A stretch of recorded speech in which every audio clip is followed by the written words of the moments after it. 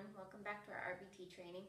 So today we're going to go more thoroughly into what we need to be prepared in order to do our DTT, and then also give you a model of exactly all of those steps that we just talked about in our previous session, all of those components that go into DTT, what those look like when they're broken down, and then what they look like when they're thrown into a general teaching session, okay? So what I'm going to start off with is our ABA performance checklist. This should be in your folder, so have it out and ready, because I'm going to briefly go over some of the concepts in here so that as you watch me implement this teaching session, that you can go through and say, oh, yep, all right, I see exactly what she's talking about when she, says teaching environment materials for teaching were ready and organized, or reinforcement was used, all of those things, okay?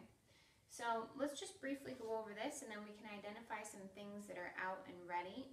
Remember when we had talked initially about our DTT programs, that we have that first crucial part, antecedent, right? And so in part of an antecedent, you want to make sure that you have everything required and necessary in order to have a very well-structured and ready-to-go teaching session.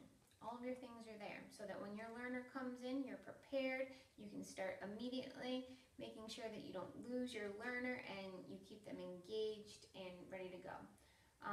So as part of that antecedent, you can kind of mentally go through this checklist, okay?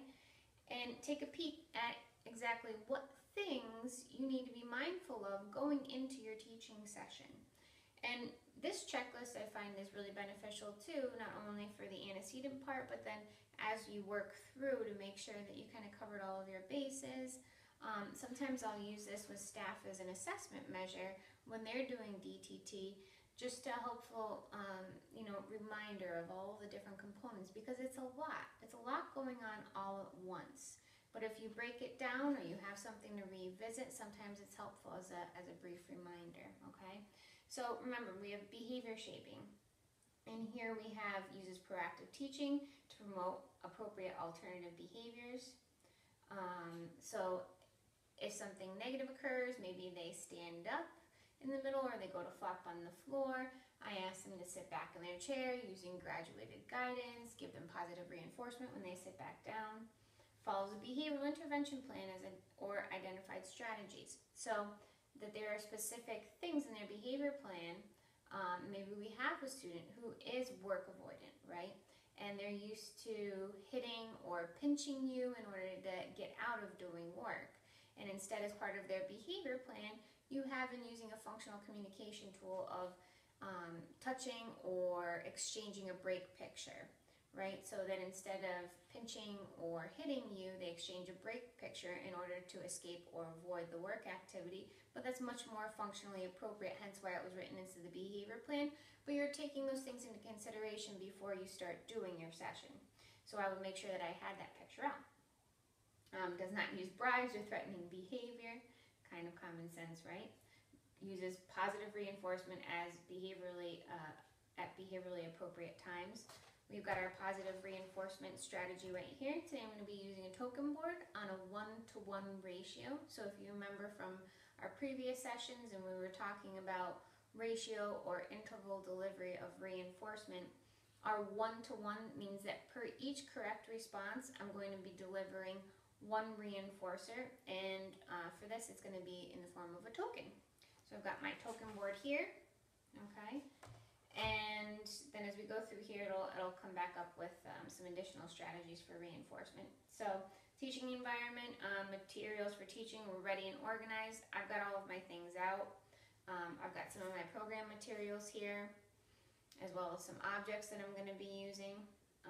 I have my data sheet. I also have some of my programs that I might not necessarily be familiar with, so that if I need to go back through and take a peek at exactly what prompt I need to use or what the error correction strategy is for that procedure, I have these right here for reference, okay? But remember, again, during your teaching session, it's going to be fast, and it's probably not the best time to be revisiting all of those program sheets, because by the time you go through and look for the correct error correction procedure, your student's going to be on the floor rolling around or playing with something, okay? So make sure that you're really familiar with them ahead of time, but you can keep them out if you need just a quick reference. Sometimes I've seen people highlight some specific things in there, but those are out. Along with that, remember that you need to make sure that you have all of your current stimuli that you need, your program materials, written down and ready to go. You know what you're working with, right? So I know today that I'm going to be covering one-step directions, which don't require any materials because those are verbal, unless sometimes they have to do with manipulating objects, and you would need those objects out. Tacting, so identifying emotions. We're going to do happy and sad. I have pictures of happy and sad here. Gross motor imitation. This one doesn't require any materials, but then I have word imitation, again, doesn't require materials.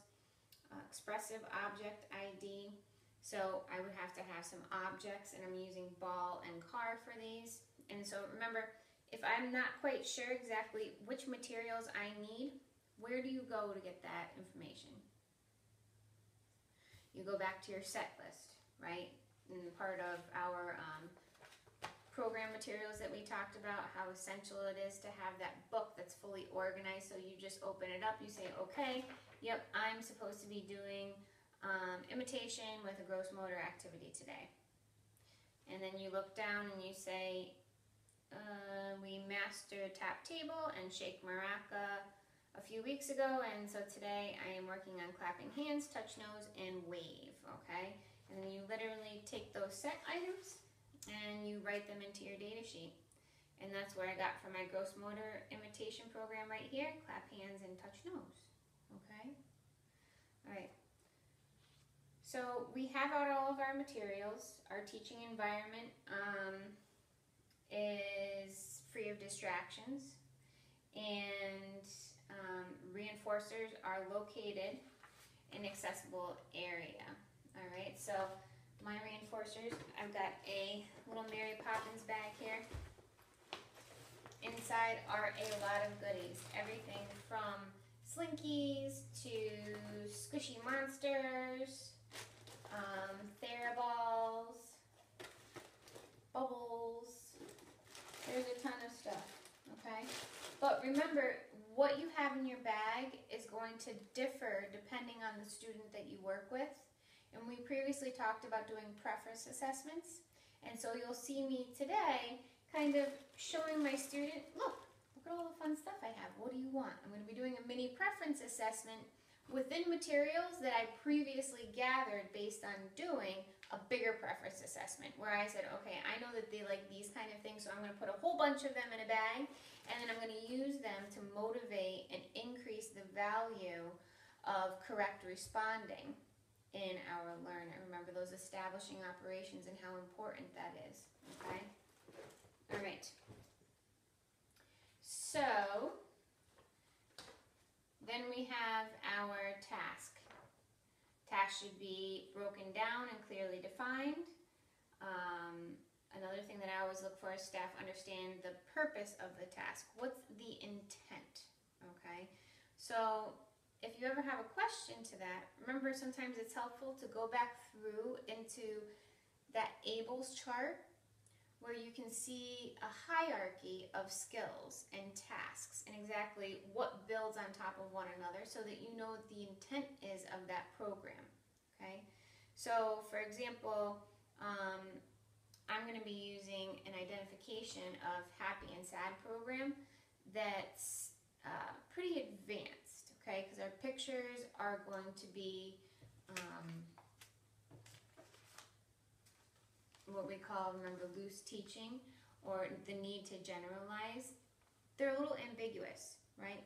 They are not as sterile as something as this. Black and white ball. Really simple. No colors.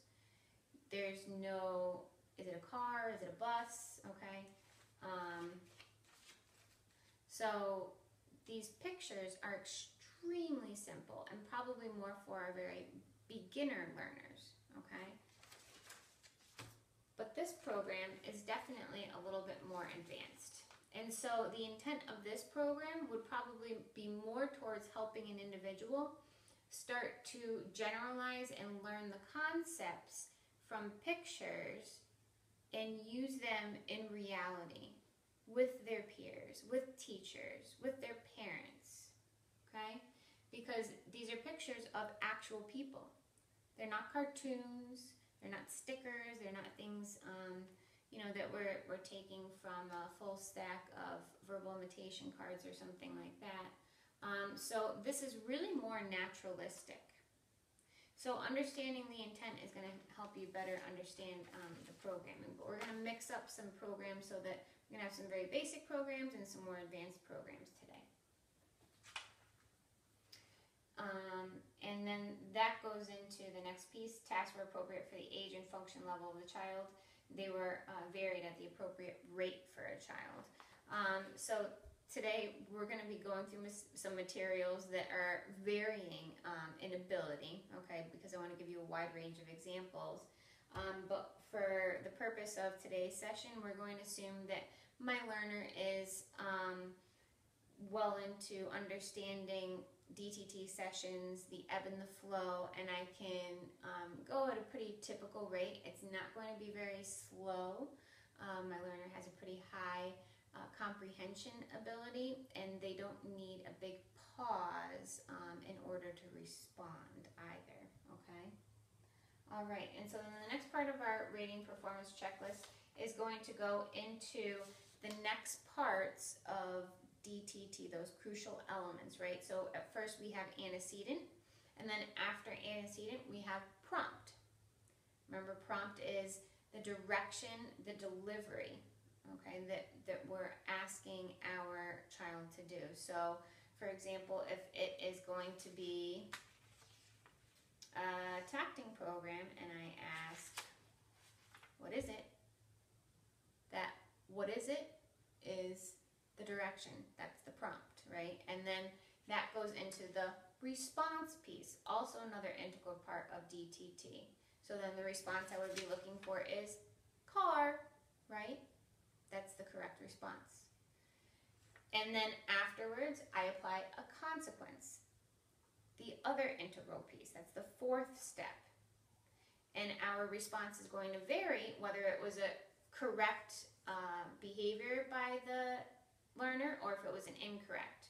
If it was correct, my response is going to be positive reinforcement in the form of delivering a one-to-one token. If it was incorrect, I'm going to do an error correction procedure to show them what that correct response is. And last but not least, the last crucial element to DTT is going to be that inter-trial interval, right? So it's the moment that my trial ends and the time in between I start that next task. And as we talked about, tasks were varied at an appropriate rate for child. So my inter-trial interval is going to be pretty small because I want it to be more naturalistic, where I'm really interspersing things at a varied rate, but it's a fast rate, okay? All right, so we have all of those pieces. If you need further help or you want more information on all of those, I am going to put all of the programs that I'm going to model for you online again, so that you can go through and you can actually take a peek at all of those different sections within each program, right? So what that antecedent is, what the prompt is, what the expected behavior is of our learner, the correct and incorrect behavior upon the child, and then exactly what that trial interspersion is, okay? All right.